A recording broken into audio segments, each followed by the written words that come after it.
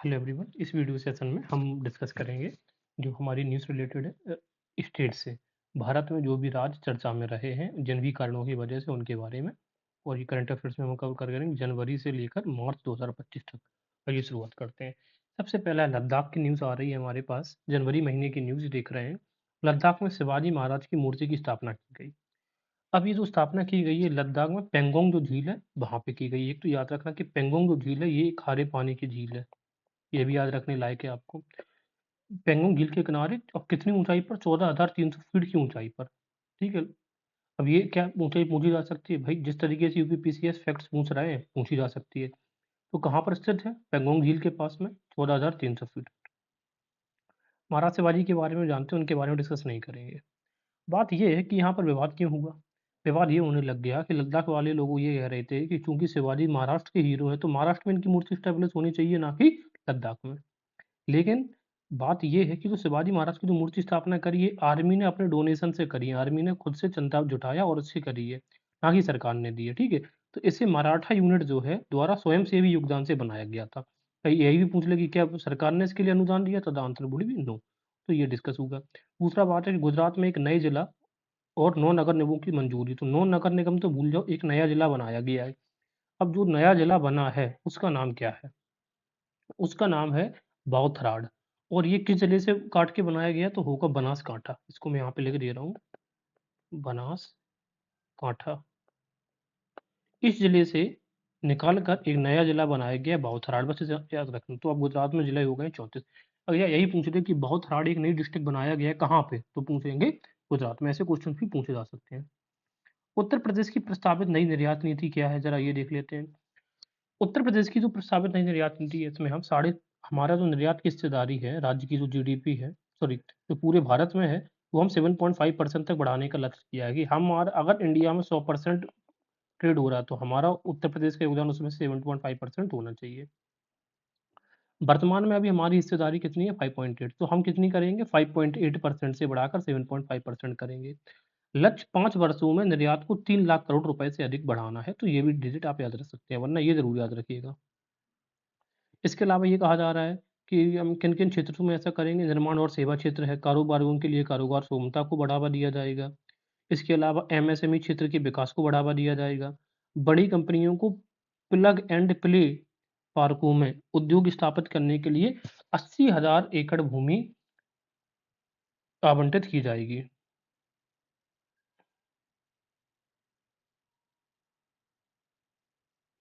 इसके अलावा अगले 3 वर्षों में यूपी में 1,20,000 करोड़ रुपए का निवेश लाने का लक्ष्य है। ठीक है? तो ये चीज़ें इंपॉर्टेंट है। अब जो इससे इंपॉर्टेंट है कि अलीगढ़, उन्नाव, प्रयागराज, चित्रकूट में बहुराष्ट्रीय कंपनी यानी कि जो मल्टीनेशनल कंपनी होती हैं, उनको आकर्षित करने के लिए विशेष आर्थिक क्षेत्र यानी कि स्पेशल इकोनॉमिक ज़ोन का निर्माण किया जाएगा। कहाँ-कहाँ पर? अलीगढ़ में, उन्नाव में और प्रयागराज, चित्रकूट में।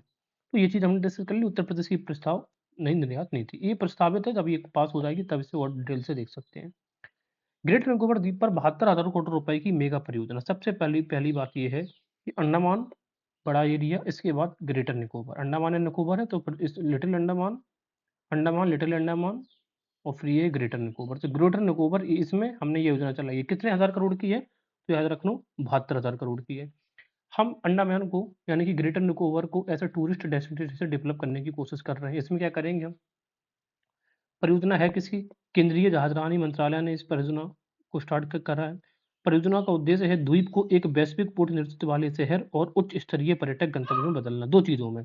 वैश्विक पोर्ट नेतृत्व वाला शहर यानी कि वर्ल्ड में जितने भी पोर्ट सिटीज है उनमें से एक बहुत सजेस्ट बन गया है, यानी कि ग्रेटर निकोबार को एक बड़ा पोर्ट सिटी बनाने की कोशिश है और हाई लेवल टूरिज्म को बढ़ाने की कोशिश है। यहीं पर अगर हम देखेंगे तो अंतरराष्ट्रीय क्रूज टर्मिनल और उच्च स्तरीय पर्यटन के लिए क्या क्या करेंगे? घरेलू पर्यटकों के लिए कुछ टर्मिनल प्रस्तावित किया जाएगा। कुछ टर्मिनल बनेगा तो जिससे ट्रांसपोर्टेशन और कम्युनिकेशन आसान होगा। कैंपबेल में कैंपबेल जो बे है में 100 एकड़ जमीन और 500 मीटर का समुद्र तट मांगा गया है, जिसमें कि हम कैंपबेल बे में एक्सिम पोर्ट बन घोषित करेंगे। एक्सिम पोर्ट का मतलब होता है एक्सपोर्ट इम्पोर्ट। ठीक है? तो यही पूछ लेगा कि कहाँ पर ये पोर्ट घोषित किया जाएगा, तो किस बे में? कैंपबेल बे याद रखिएगा बस, और ज्यादा कुछ याद रखने की जरूरत अभी हाल फिलहाल तो नहीं है। बात करेंगे सिंधु घाटी सभ्यता को लिपि डिकोड करने के लिए नाम की घोषणा करी थी किसने? तमिलनाडु के मुख्यमंत्री जो एम के स्टालिन। उन्होंने कहा था अगर कोई डिकोड कर लेता है तो एक 8 1 मिलियन रुपए यानी कि लगभग 8 करोड़ रुपए इनाम घोषित किया जाएगा। कारण क्या है?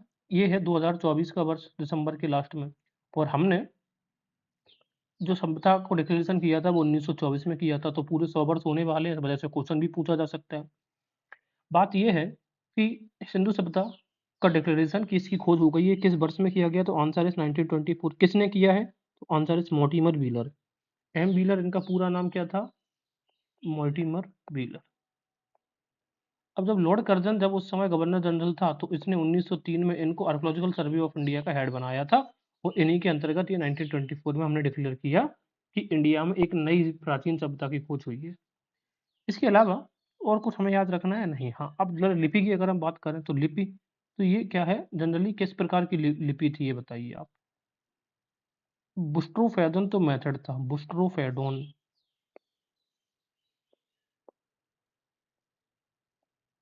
और इमेज स्क्रिप्ट थी इनकी, कैसी थी? इमेज स्क्रिप्ट थी जनरली, ठीक है? तो दो चीजें याद रखिएगा।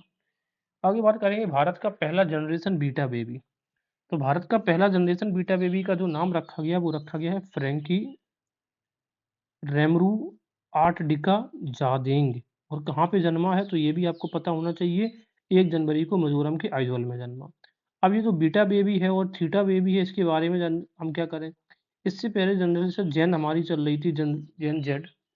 तो जो जनरेशन जेन जेड है वो 1997 से 2012 तक जो भी बच्चे जन्मे हैं उनको हम जनरेशन जेड कहते हैं। इससे पहले जो भी जन्मे हैं उनको जनरेशन एक्स कहते हैं।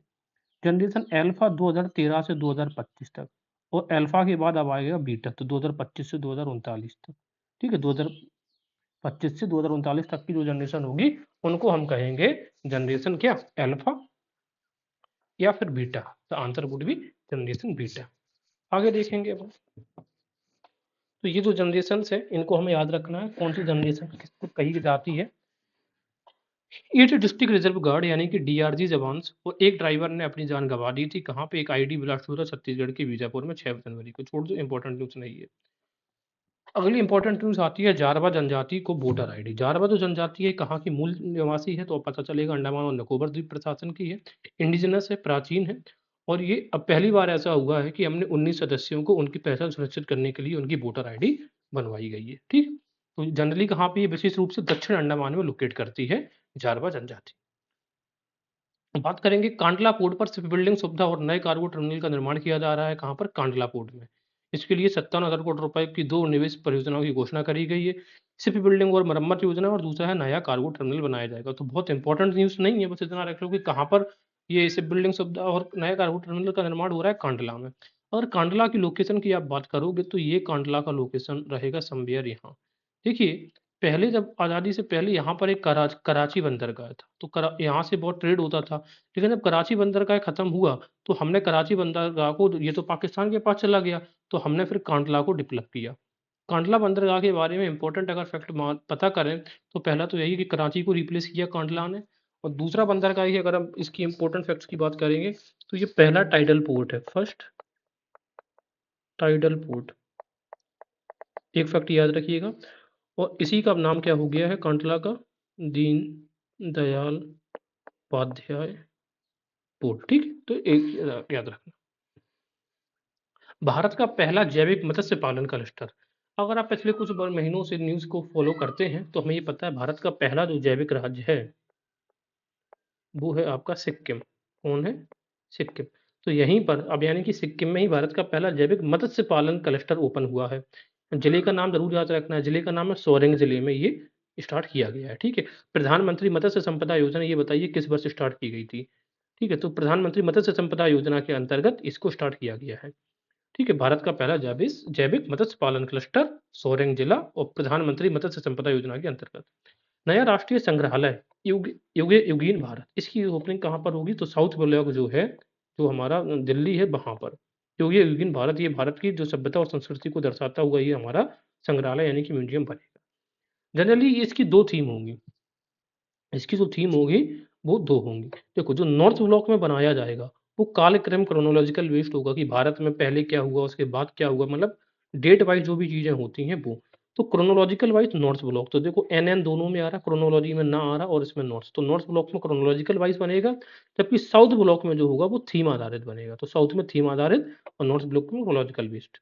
इसके अलावा संग्रहालय में हम देखेंगे तो ऑगमेंटेड रियलिटी, शैक्षिक केंद्र और बच्चों की कोनों वाली गैलरी भी होंगी, जिसको चाइल्ड कॉर्नर्स हम बोलते हैं, इंग्लिश में क्या बोलते हैं इनको, चाइल्ड कॉर्नर्स।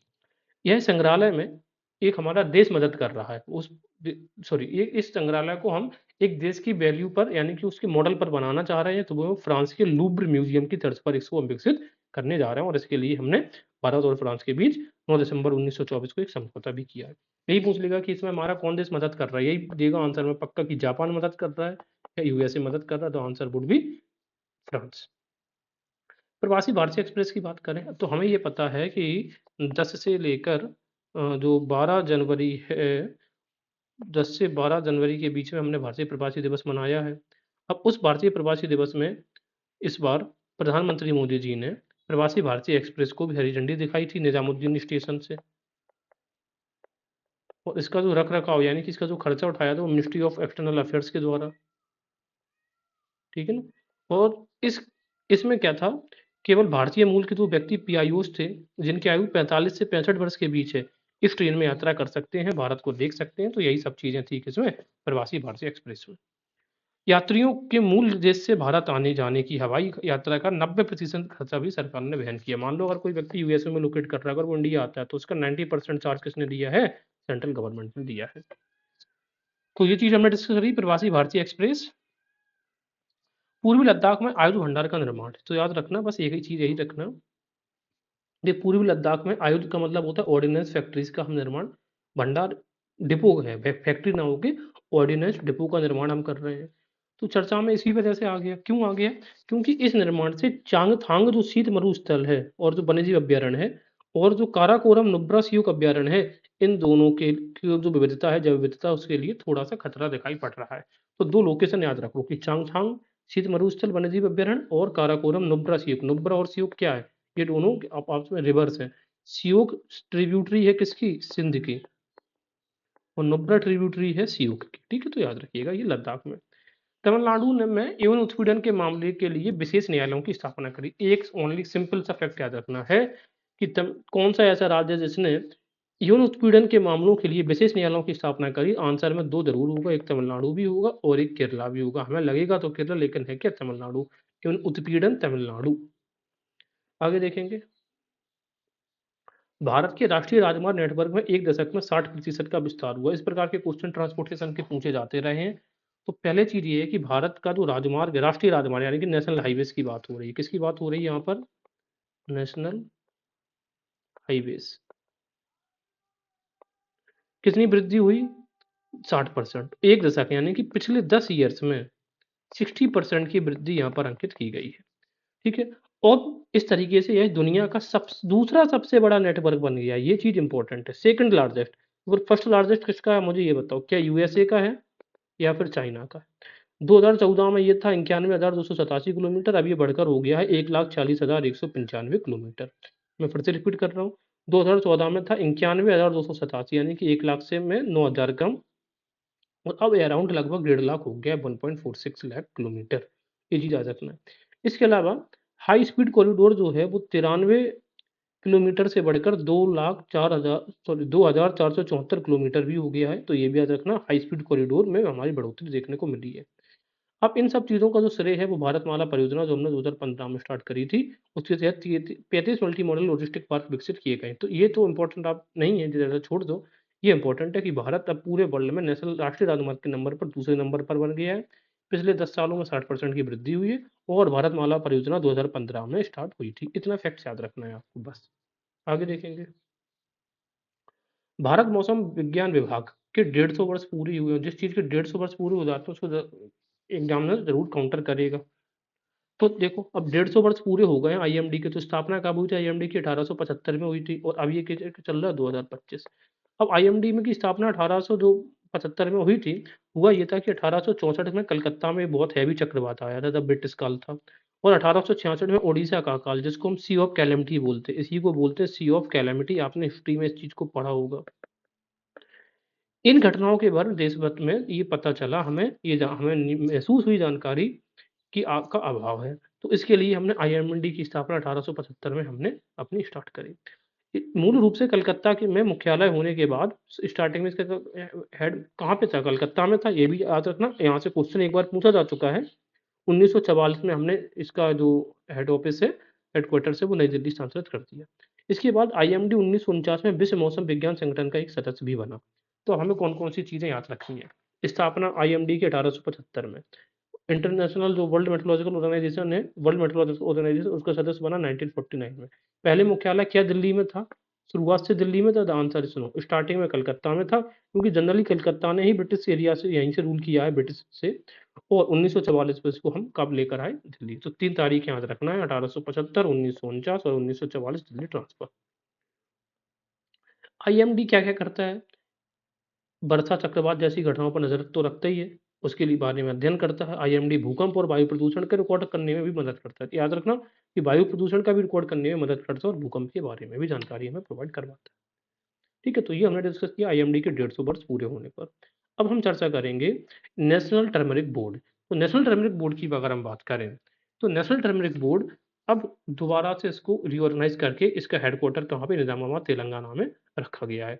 अगर हम टर्मरिक की बात करें, तो इंडिया पूरे वर्ल्ड में सबसे हाईएस्ट प्रोड्यूसर है टर्मरिक का। तो लार्जेस्ट प्रोड्यूसर है, लार्जेस्ट कंज्यूमर है और लार्जेस्ट एक्सपोर्टर भी है। किसका? इसका, टर्मरिक का। ऑलमोस्ट वर्ल्ड का 70% of turmeric is grown in India. याद रखना 70%। ठीक है, ये क्वेश्चन पूछा जा सकता है। हाँ, अब बात ये है कि बोर्ड 2 पे special attention on welfare of, हम देखो पीला ही होती है क्या हल्दी, इस वजह से इसको हम गोल्डन स्पाइस भी बोलते हैं। अब ये भी है कि हमारे यहाँ, मतलब हमारे गोयल जी ने कहा है, मिनिस्टर जो कॉमर्स मिनिस्टर है, उन्होंने कहा है कि इमेंस पोटेंशियल है कि हम प्रोडक्टिविटी इंक्रीज कर सकते हैं टर्मरिक का। कहाँ-कहाँ पे? आंध्र प्रदेश और तेलंगाना का। हालाँकि मेघालय में भी याद रखना कि मेघालय में भी हल्दी का अच्छा खासा क्या? प्रोडक्शन होता है। ये भी चीज़ याद रखना है, आंध्र प्रदेश और तेलंगाना के अलावा। उड़ीसा ने आयुष्मान भारत योजना के क्रियान्वयन के लिए समझौता ज्ञापन पर हस्ताक्षर किए हैं। देखिए, ये जो आयुष्मान भारत योजना है, ये 23 सितंबर 2018 को स्टार्ट हुई थी और उड़ीसा ने तब उसमें अब तक साइन नहीं किया था, लेकिन अब चूँकि दिल्ली की जो गवर्नमेंट है, यानी कि बीजेपी सरकार ही उड़ीसा में आ गई है, तब उन्होंने ये साइन कर दिया है। ठीक है? तो बस इतना याद रखना। अब इसके बारे में अगर हम ज़रा देख लें, इसके बाद उड़ीसा के बाद फिर दिल्ली में सरकार बदलेगी जब फरवरी-मार्च में, तो फिर दिल्ली में भी ये लागू हो जाएगी। तो दिल्ली 35th स्टेट बना था, मतलब 35 स्टेट यूटी, और ये 24th, Orissa 24th, sorry 34th number का बना, जिसने ये आयुष्मान भारत योजना को एक्सेप्ट किया है या लागू किया है। इसके अलावा बीएसकेवाई का नाम बदलकर उन्होंने गोविंद जन आरोग्य योजना भी कर दिया है, ये भी याद रखना। गोविंद यानी कि भगवान श्री कृष्ण का नाम है, और जो रथ टेम्पल वगैरह है भगवान श्री कृष्ण एसोसिएटेड है, इसी वजह से। एबीपीएम जय, जिसको बोलते हैं आयुष्मान जन आरोग्य योजना, को उड़ीसा की जीजेएवाई योजना के साथ समाहित भी किया गया है। इसमें क्या होता है कि प्रति वर्ष रुपए 5 लाख की स्वास्थ्य कवर दिया जाता है प्रत्येक परिवार को। याद रखना, ये परिवार है, ये सदस्य नहीं है। प्रत्येक सदस्य नहीं कह रहा है, ये प्रत्येक परिवार कह रहा है। और महिलाओं के लिए अतिरिक्त रुपए 5 लाख का प्रावधान किया गया है, स्पेशली किसमें? इन्होंने जो अपनी राज्य की स्कीम है, लेकिन अगर नेशनल लेवल की जो स्कीम देखेंगे, जो प्रधानमंत्री जन आरोग्य योजना, उसमें सिर्फ प्रत्येक परिवार को 5 लाख रुपए दिए जाते हैं। सोनमार्ग टनल, जिसको हम जेड मोरी टनल भी बोलते हैं, सबसे इंपॉर्टेंट है न्यूज़। सबसे पहले इस टनल की लंबाई देखो, इस टनल की जो लंबाई है वो है 6.4 किलोमीटर, 6.4 किलोमीटर। जेड जेड ऐसे बनता है, तो 0.4 ऐसे बने। इनॉग्रेशन किया प्रधानमंत्री मोदी जी ने। जो सोनमार्ग प्रोजेक्ट है हमारा, जो इसकी पूरी लंबाई 12 किलोमीटर है, उसमें से जेड मोरी टनल की अकेली लंबाई 6.4 किलोमीटर है। इस वजह से हम इसका स्ट्रेटेजिकल इंपॉर्टेंस समझ सकते हैं, सोनमार्ग प्रोजेक्ट का पार्ट है। इसको बनाया किसने? YNHIDCL किसने बनाया है? ये पूछ लेगा कि इसने, इसको BRO ने बनाया? नहीं। बॉर्डर रोड ऑर्गेनाइजेशन नहीं बना के इसको किसने बनाया? NHIDCL, यानी कि national highway and infrastructure development council limited. ये याद रखना, NHIDCL। लेकिन क्या NHIDCL स्टार्टिंग से बना रहा था? The answer is no. Initially इसको BRO ने स्टार्ट किया था, लेकिन 2019 में ये काम NHIDCL को सौंप दिया गया। कितनी ऊंचाई पर है? 8,600 फीट की ऊंचाई पर है ये, और श्रीनगर को सोनमार्ग से जोड़ने वाली ये टनल है। तो ये चीज इंपॉर्टेंट जानकारी सोनमार्ग के बारे में जो भी क्वेश्चंस पूछे जा सकते थे, मैंने यहाँ पे कवर किए हैं। अब हम आगे देखेंगे नमो भारत कॉरिडोर। नमो भारत कॉरिडोर कहाँ पे, दिल्ली में इनॉग्रेशन किया किसने, प्रधानमंत्री मोदी जी ने। ये 13 किलोमीटर का एक कॉरिडोर है। ये पहली चीज तो ये याद रखो कि नमो भारत कितने का है, 13, ठीक है ना। और ये दिल्ली गाजियाबाद मेरठ, इस रूट को हमने नमो भारत कॉरिडोर कहा है, दिल्ली गाजियाबाद और मेरठ। फाउंडेशन स्टोन जो है साथ में रखा गया है रिठाला कुंडली सेक्शन ऑफ मेट्रो, जो कि 26.5 किलोमीटर का है। इसके अलावा new state of the art building for central Ayurveda research institute CARI new Delhi में साथ में दिखाया गया है। तो नमो भारत एक्सप्रेस 13 किलोमीटर का उद्घाटन हुआ है। हिमाचल प्रदेश का जो इंस्टीट्यूट ऑफ पब्लिक एडमिनिस्ट्रेशन है, उसका नाम बदल कर उसको अब हमारे जो स्वर्गवासी एक्स प्राइम मिनिस्टर हैं डॉक्टर मनमोहन सिंह जी, उनके नाम पर रखा जाएगा, ठीक है। तो डॉक्टर मनमोहन सिंह के बारे में एक फैक्ट डिस्कस कर रहा हूँ कि 1982 से लेकर 1985 तक ये RBI के गवर्नर रहे थे। RBI के गवर्नर, ठीक है ना। इनका ये कार्यकाल जरूर याद रखना, 82 से 85 तक। बाकी कार्यकाल की ये PM किस जगह से थे, ये सब हम लोगों ने पहले डिस्कस किया है। उत्तराखंड का UCC, उत्तराखंड ने उत्तराखंड गोवा को अगर आप छोड़ दें तो फिर पहला ऐसा स्टेट बन गया है, नहीं तो गोवा ने इससे पहले स्टार्ट कर दिया था UCC, यूनिफॉर्म सिविल कोड। तो ये पूरे इंडिया में सेकंड स्टेट बन गया है, कंट्री जिसने UCC स्टार्ट किया है। इस तारीख को स्टार्ट किया तो 27 जनवरी को, इसी वजह से अब ये UCC दिवस वहां पे मनाएंगे। 27 जनवरी याद रखना, ये इम्प्लीमेंटिंग डेट है। और चूंकि जो उत्तराखंड है यूपी का पड़ोसी है, तो बहुत ज्यादा क्वेश्चन पूछे जा सकते हैं। तो 27 जनवरी 2025 को इन्होंने इम्प्लीमेंट किया है। लेकिन ये एक्सेप्शन है, ये किस किस पर लागू नहीं होगा, तो बाकी तो सब पे लागू होगा। एसटीज पर लागू नहीं होगा जो शेड्यूल ट्राइब्स है, क्योंकि जैसे कि जौनसारी ट्राइब है, जौनसारी, तो जौनसारी क्या करती है, फ्रेटर्नल पॉली एंट्री को अपनाती है, यानी कि महिलाएं कई शादियां करती हैं, तो उनमें तो ये अप्लाई नहीं होगा, क्योंकि उनके हमें कल्चर को प्रोटेक्ट करके रखना है। इसके अलावा who have migrated out of state, जो राज्य से बाहर माइग्रेट कर चुके हैं, उन पर भी ये लागू नहीं होगा। ऑनलाइन रजिस्ट्रेशन होगा किस किस का, मैरिज का, डाइवोर्स का, लिव इन रिलेशनशिप का। ये सब चीजें ऑप्शनल नहीं है, मैंडेटरी कर दी गई है। मैरिज का रजिस्ट्रेशन होना चाहिए, डाइवोर्स का और लिव इन का। लिव इन का जो रिलेशन, ये सब चीजों में तो आप 60 दिन का समय दिया गया है, 60 मंथ्स का, ठीक है ना। लेकिन जो लिव इन है, इसको 1 month also during end of relationship.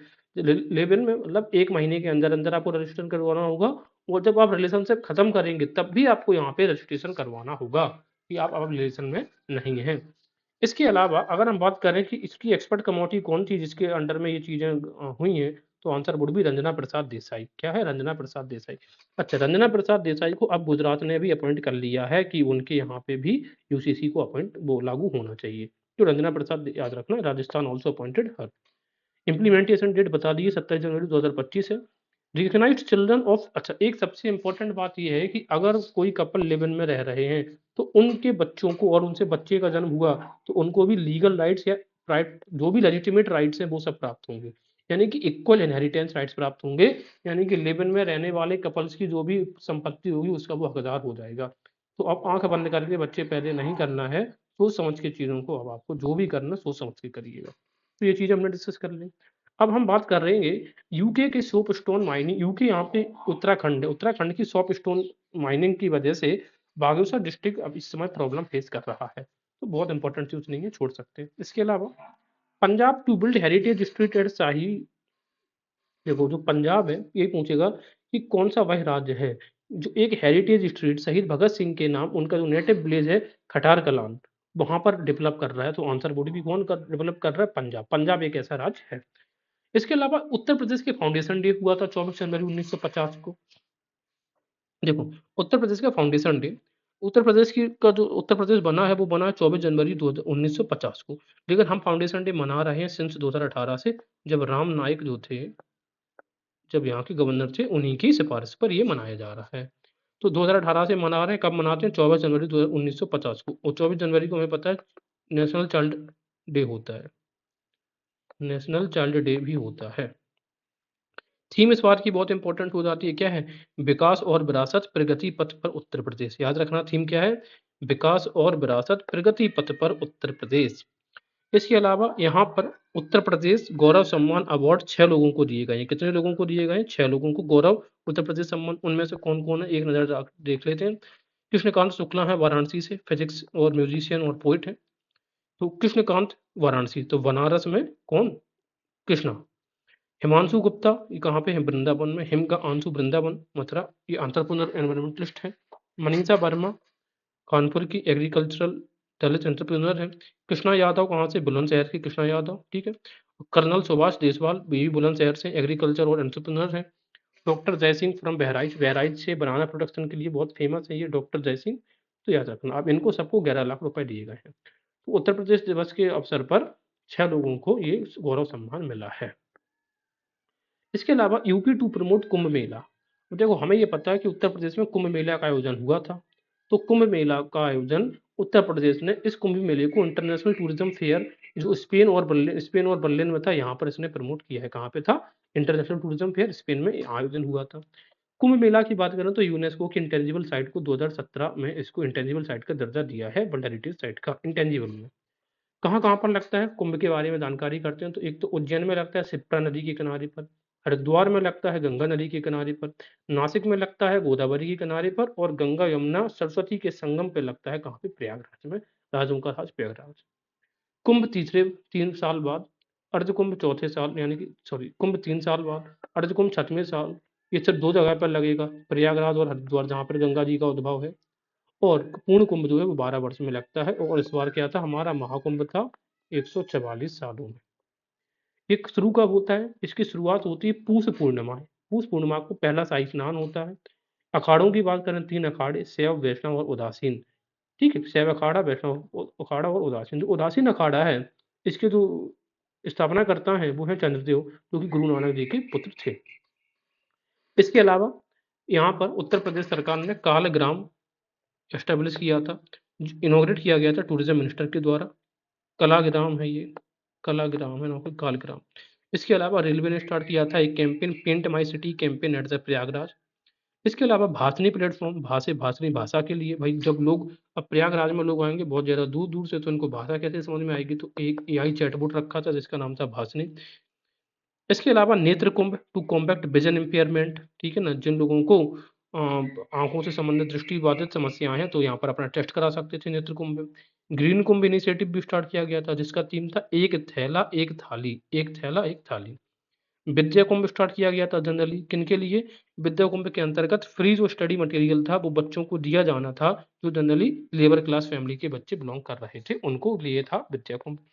महामृत्युंजय मंत्र बना था। महामृत्युंजय मंत्र 52 फीट लेंथ, ये इसकी लंबाई, चौड़ाई और ऊंचाई कितनी थी? 52, 52, 52। और इसमें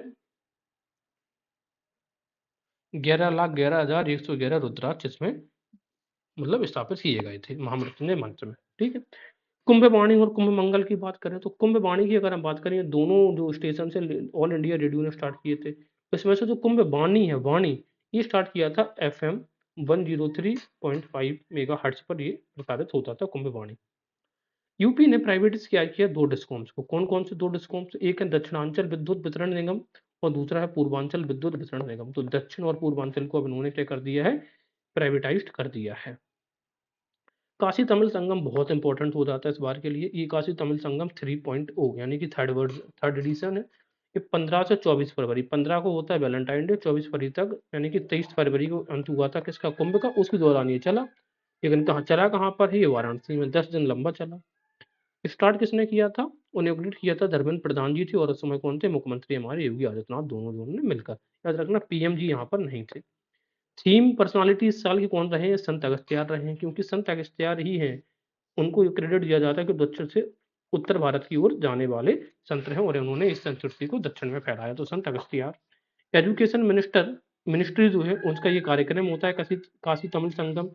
एक भारत श्रेष्ठ भारत की जो थीम है इसके अकॉर्डिंग, यानी कि जो इनिशिएटिव उसके अकॉर्डिंग, और इसकी शुरुआत 31 अक्टूबर 2015 को हुई थी। इसकी एक भारत श्रेष्ठ भारत, तो इसको आप नोट करके रख लो, एक भारत श्रेष्ठ भारत कब? 31 अक्टूबर 2015 को।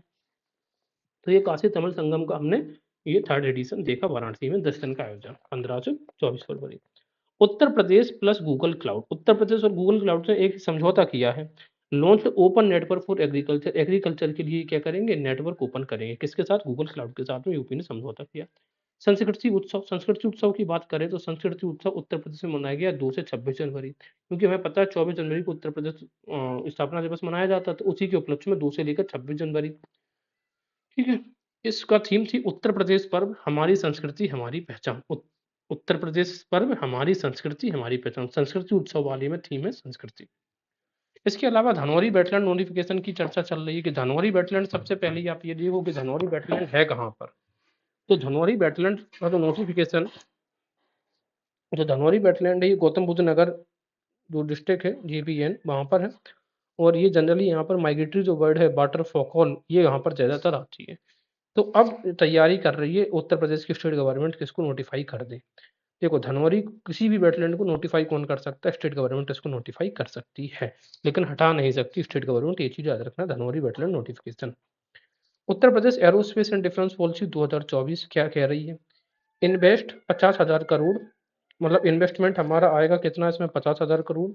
जॉब कितनी होनी चाहिए, 1 लाख ये जॉब प्रोवाइड करवाएंगे। इसके साथ में 80% subsidy on land to foreign company by state government. जो भी विदेशी कंपनी यहाँ पर एरोस्पेस के लिए आएंगे उनको 80% सब्सिडी देंगे हम भूमि पर। टारगेट हमने रखा है 2 वर्षों में एरोस्पेस और डिफेंस प्रोडक्शन हमें $25 बिलियन पहुंचाना है। कितना? 25 बिलियन। एक्सपोर्ट हमें 5 बिलियन करना है बाई 2025-26 तक। ठीक है, तो हमने बहुत ही रियलिस्टिक लक्ष्य रखा है।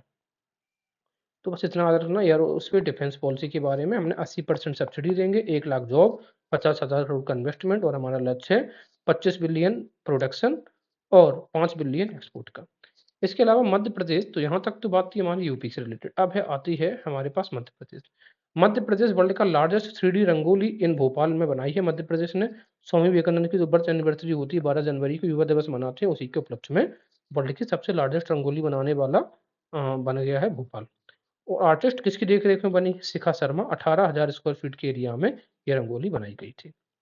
आगे देखेंगे छत्तीसगढ़ की, तो पहला स्टेट बन गया है जिसने लिंक किया अपने फॉरेस्ट इकोसिस्टम को विद ग्रीन जीडीपी। तो ग्रीन जीडीपी से लिंक करने वाला फॉरेस्ट इकोसिस्टम को राज्य बन गया छत्तीसगढ़। वैसे भी ट्राइबल स्टेट है, जल जंगल जमीन की यहाँ पर बहुत अधिक बात होती रहती है।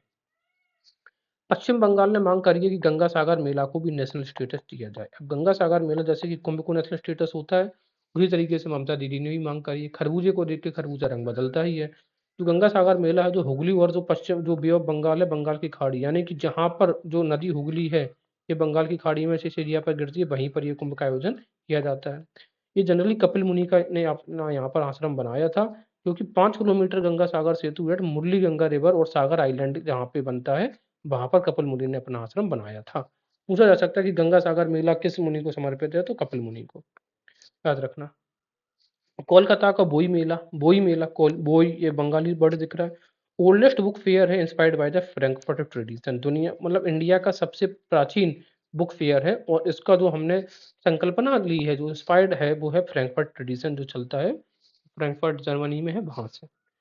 पंचेत वेधशाला इंपॉर्टेंट हो जाता है इस बार के लिए। पंचेत वेधशाला, पंचेत वेधशाला का जो नाम है वो है सत्येंद्र नाथ बोस एस्ट्रोनॉमिकल ऑब्जर्वेटरी। तो पहले तो आप यही याद रख लो कि किसके नाम पर रखा गया है, तो आंसर है सत्येंद्र नाथ बोस एस्ट्रोनॉमिकल ऑब्जर्वेटरी।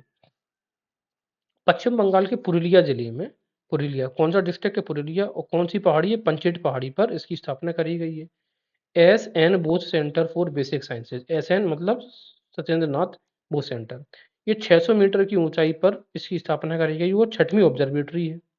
और 86 डिग्री पूर्वी देशांतर पर स्थित है। ये सबसे इंपॉर्टेंट हो जाता है, क्योंकि 86.5 डिग्री देशांतर से हमारा समय रेखा है, और इस लाइन पर हमारी कोई भी ऑब्जर्वेटरी नहीं थी। अब हमने ये वाली अपनी बना दी है।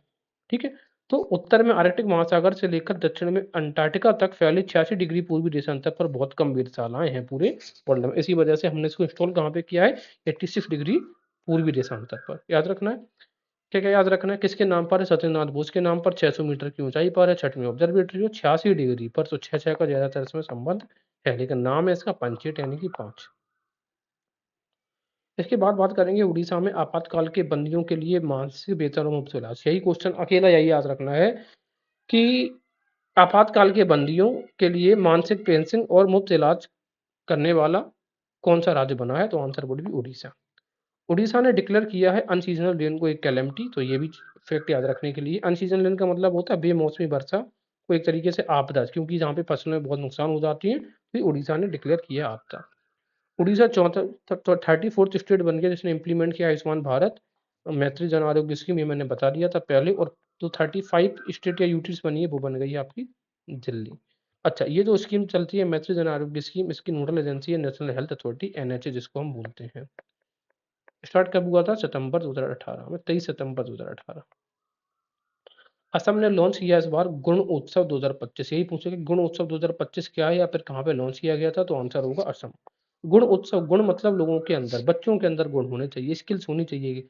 तो ये है evaluating the performance of the student, students का जो परफॉर्मेंस होगा उसको एवेल्यूट करने के लिए है गुण उत्सव 2025 असम में। थीम रखी गई है ensuring quality education, quality education को एंश्योर रखते हुए। Drilling approved at Hollongapar gibbon wildlife sanctuary. अब बस एक चीज याद रख लो कि हुलन गापर जनरली फेमस है अपने गिब्बन के लिए, और ये कहाँ पर लोकेट करती है? Hollongapar gibbon wildlife sanctuary Assam में।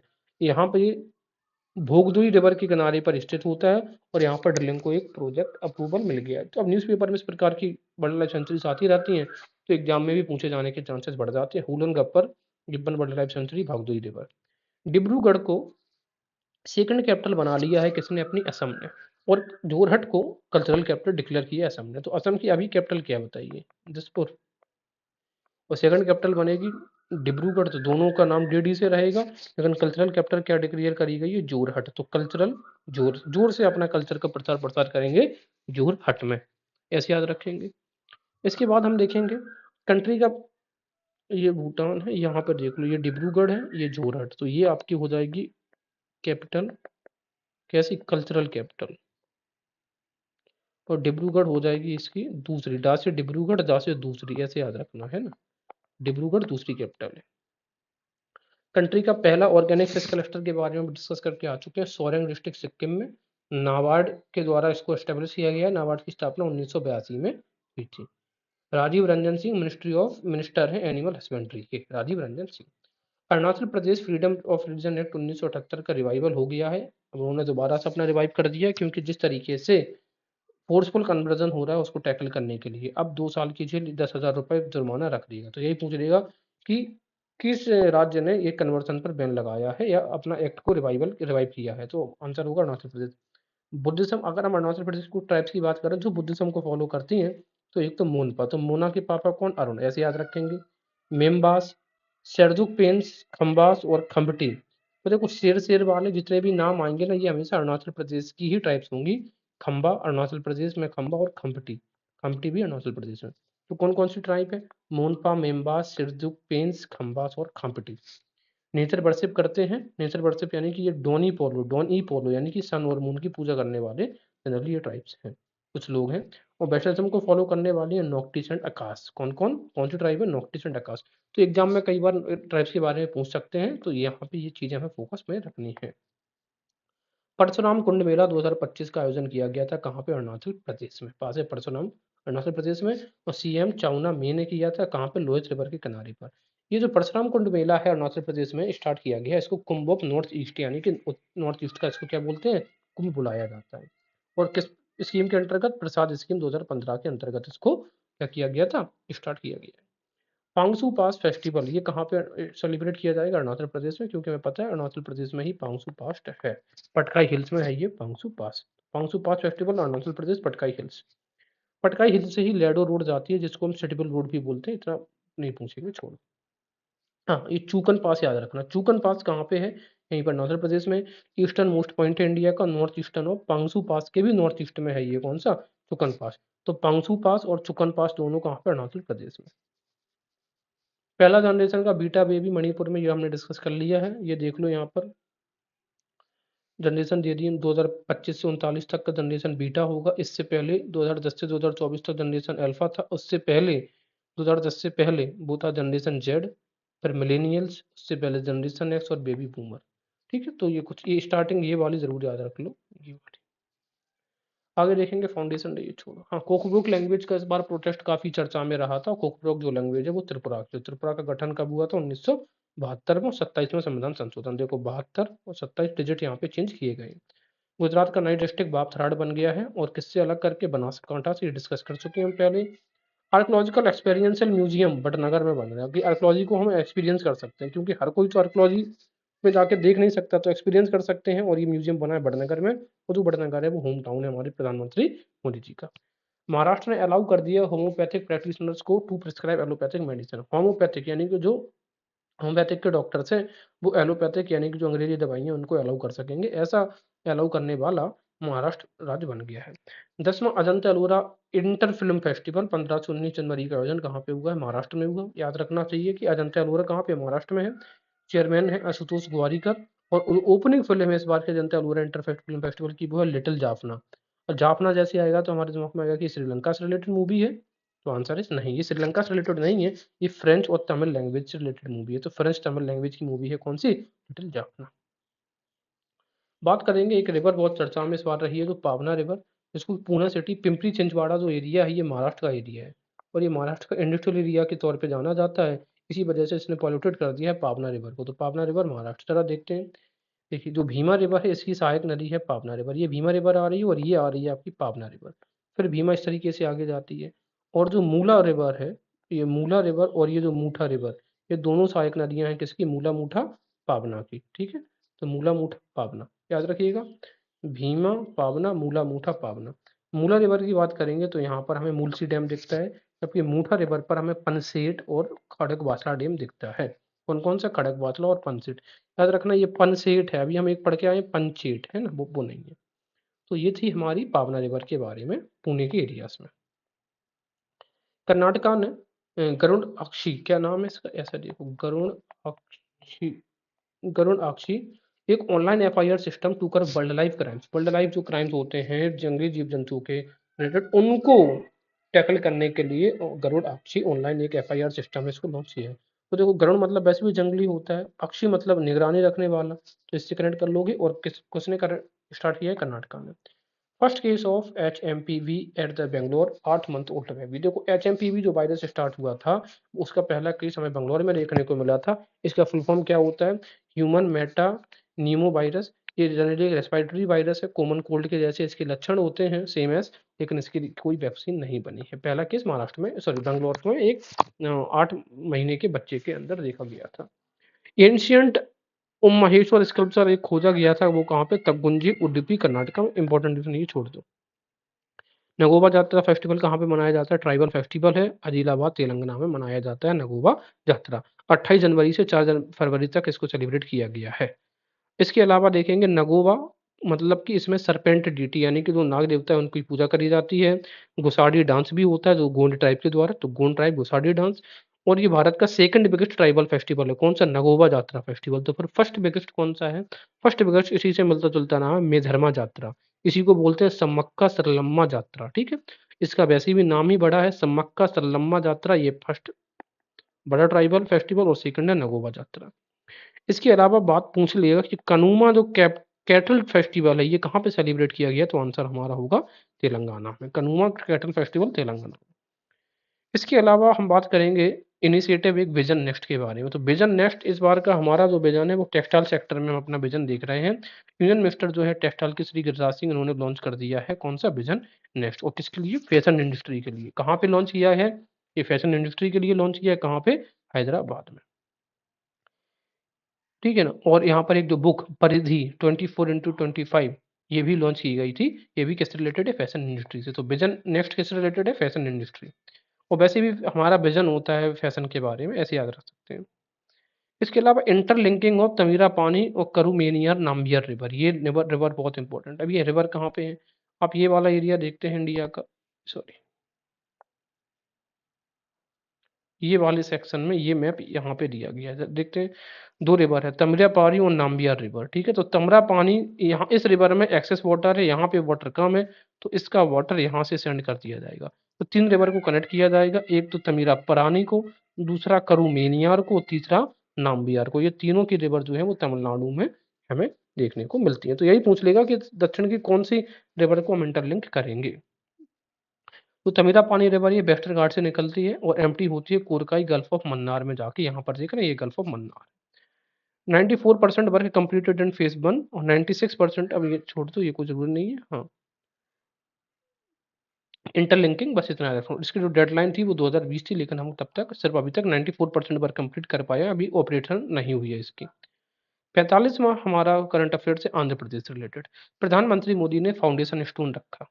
किस किस का रखा? बहुत इंपॉर्टेंट है, क्योंकि यहाँ पे ये आप ये कहिए कि जो आंध्र प्रदेश में एनडीए की गवर्नमेंट है ना, तो पहला उन्होंने रखा एनटीपीसी के green green hydrogen hub project कहाँ पे, विशाखापत्तनम में। यार इंपॉर्टेंट है ये, एनटीपीसी का ग्रीन हाइड्रोजन हब प्रोजेक्ट कहाँ पे रखा है इन्होंने, इस बात का, और नियर विशाखापट्टनम इसको फाउंडेशन स्टोन। दूसरा, ये जो ग्रीन हाइड्रोजन है ये पहला ग्रीन हाइड्रोजन हब है under the national green hydrogen mission. जो ग्रीन हाइड्रोजन मिशन है 2031 तक जिसको हम चला रहे हैं, जिसमें कि 5 MMT हमें हाइड्रोजन प्रोड्यूस करना है, उसके अकॉर्डिंग ये ग्रीन हाइड्रोजन पहला हमने ये ओपन किया है कहाँ पे, विशाखापट्टनम में। फ्लेमेंगो फेस्टिवल हमें पता है हर वर्ष पुलिकट लेक में, नीलापट्टू बर्ड लाइफ सेंचुरी जो है वहां पर, बर्ड सेंचुरी वहां पर हम सेलिब्रेट करते हैं। और नीलापट्टू या पुलिकट लेक कहाँ पर है, आंध्र प्रदेश में। कोलेरू जो लोग है, जो कोलेरू है आंध्र प्रदेश और तमिलनाडु के बॉर्डर पर है, जबकि फ्लेमेंगो पुलिकट जो लेक है वो आंध्र प्रदेश में। रसिया का six nuclear reactor for Kudankulam national power plant.